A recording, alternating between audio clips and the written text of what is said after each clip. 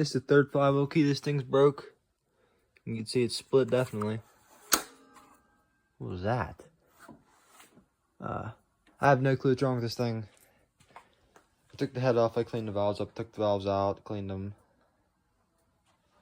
Adjusted them. They're adjusted right now. Has good spark, I have no clue.